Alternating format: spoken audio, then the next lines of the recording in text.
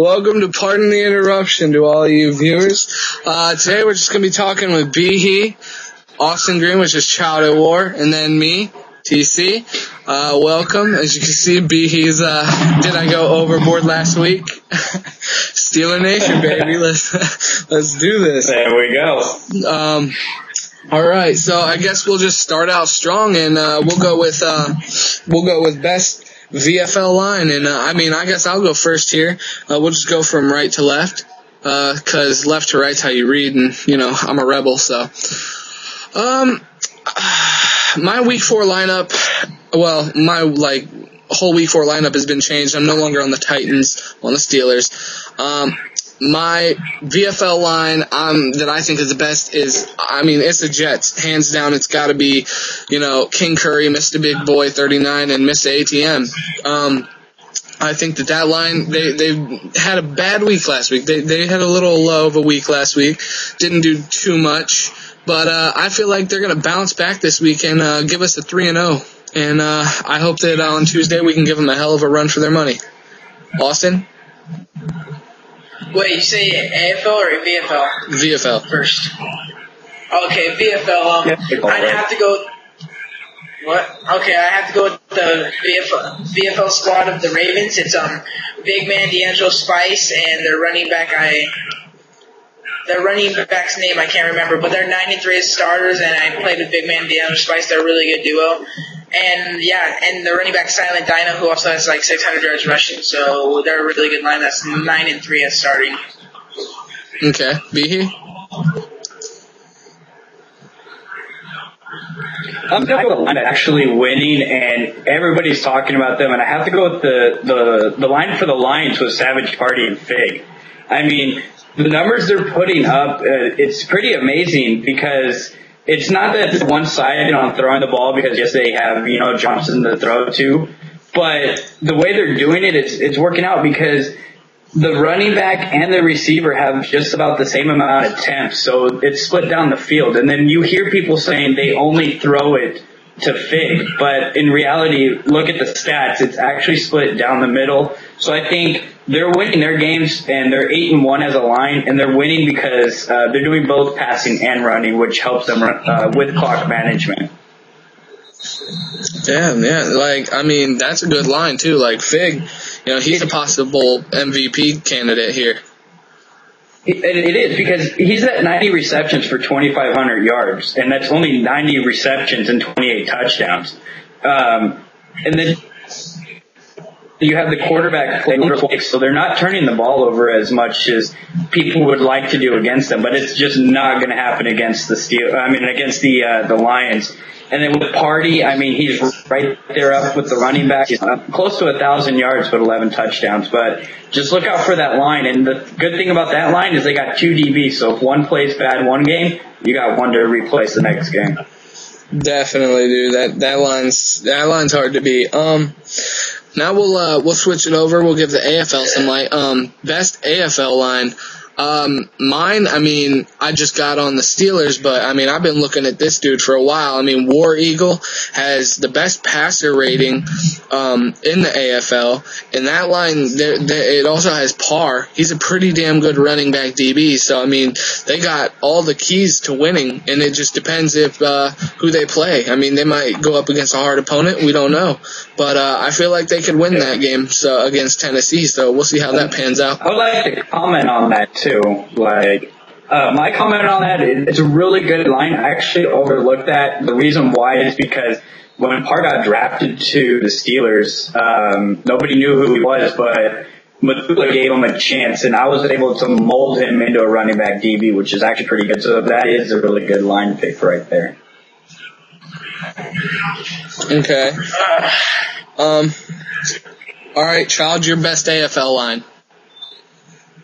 I'd have to go with the Panthers line. It's Knuckles, Ohio State, and who's next. The reason I pick them is because I played with them, and they're really good. And also, we only had 8 losses their season, and they've only had one of their losses from there, I think.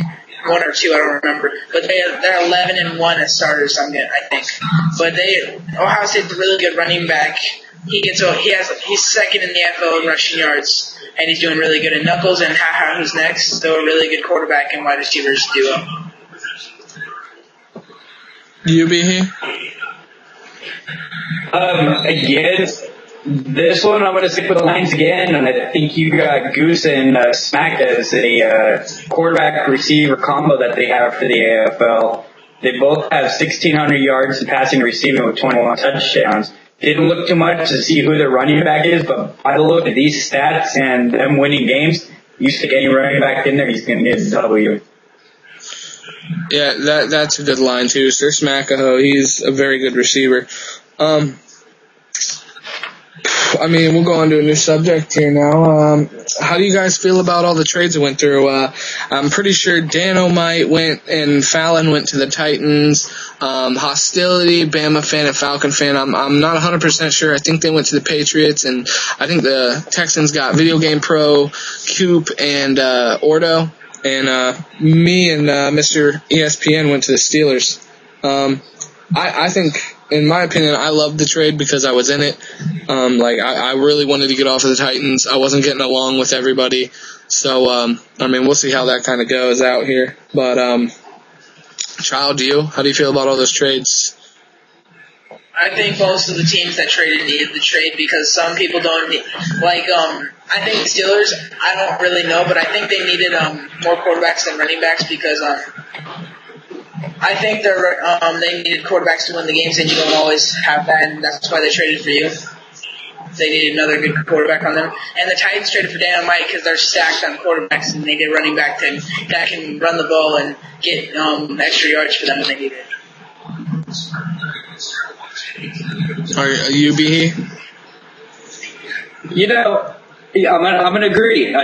I am on the Steelers, so a lot of trades that I know actually went with Steelers and Titans. One, the Steelers needed to get rid of some cap room to get people because we were really struggling on quarterbacks. I think we only have 2 legitimate quarterbacks that can actually play, but we needed more than that. So, and then again, with the Titans, like you said, too many attempts for the quarterbacks, and like you saw last week, I showed the stats, too many interceptions to completion. So maybe with the run game, it takes a little pressure off the quarterback. So maybe next week I'll talk about the quarterback play in Tennessee. Right now, another trade that I saw was the Hostility and all them going, and Falcon and Bama for that. Them to leave Houston, which started off really strong, but they actually fell off at the end.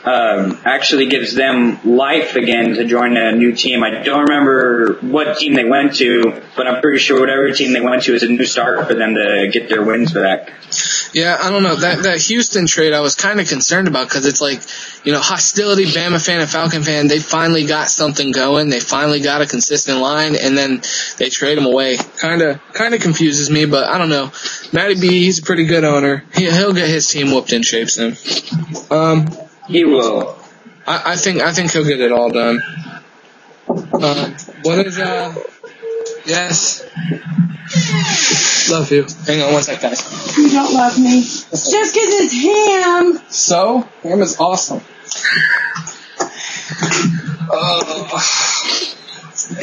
Alright. Hell. I wish I got some love. Ice cream getting on. Alrighty. I love you, dear. Thanks, Mom. You're gonna embarrass me twice. Oh God. Alright. This is gonna be embarrassing. Fatal's gonna give me hell for this one. Okay. Who's your who's like the best owner in your opinion? Who's an owner we should watch, and who's the worst owner? I'll go first. Behe, I'm gonna warn you ahead of time. Please don't get my show in trouble. I seen what you did last week. Just be careful. Best owner. I mean, obviously this is gonna go out to Hutch. I'm sorry. Hutch is definitely the best owner right now in the league. He's leading his team. He's putting it together. I mean, if anything, it was between Hutch and Flameboy. I'm good friends, well, not good friends. I'm kind of good friends with both of them. Flameboy, I tried out for his team, before the season got started. First team I tried out for. Like, everything was just put together perfect with Hutch. Hutch put that team together beautifully. Best owner. An owner we should watch, I think everybody knows R-Dog is a pretty good owner. He can get a team together. I still feel like, being added to this team, I get in there, I feel like the whole team is like a family. It's good chemistry between everybody so far that I can see. Me just coming there, being able to get into a game and hook up with the leading receiver, you lead that team in receptions. I mean, being able to get into the team and hook up, I feel like R-Dog is an owner to watch. Worst owner? Honestly, I think it's a tie. It's definitely between Green Bay and, I'm not going to blame the Jets owner, but their AFL team sucks. So, to me, it's owner's ability. Yeah, well, you can blame it on the GM, but even if your team is 0-30 and owner, you have to know.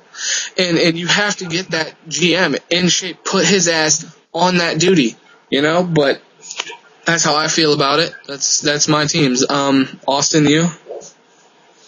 The best owner, I have to go with Hutch because he got a great team going. And if anybody on that team got suspended or had to go somewhere, they had so many backups in the NFL that are really good that can just replace him. And he's 7 for 7 on field goals. And the worst owner, I have to go with I'm going to say the Giants take, because I thought they were going to have a really good team this year, and they just disappointed. They didn't even trade anybody or try to trade at the trade deadline. I don't know if they tried to, but they didn't get any trades done at the trade deadline when they're 9-24. And the owner to watch is sitting with Trey R-Dog. UB? Best owner right now, guys, you have to go with the team again. Today might be just all lines for me today, but again, I'm going to go with Flamboy. It's good because he got a good, strong line started early, which he knows will give him the win. So when he has those off days, when he gets a loss or something, he knows that he won the night before, something like that, which keeps him at the top of the division. And again, having two DBs on one team, you're able to split those apart and put it on different teams, because with Party and Fig, they both have 12 picks each. They both have 9 to 21 picks each, which is a lot, but what's good is they're helping on the D-line with tackle for losses. But I just think what he has there right now is I think, something special to be able to win and lose and still be at the top of the division and not have to sweat. Worst, I'm going to have to agree, TK. 9-24 did not, I don't even think he made an attempt for a trade, nor did he even think about a trade. I think he's given up at this point. His quarterbacks had 62 touchdowns for 61 picks. You're not going to win games with that. That's all. You could have traded for anybody easily. Owner to look out for, it's someone, it's my owner, R-Dog. I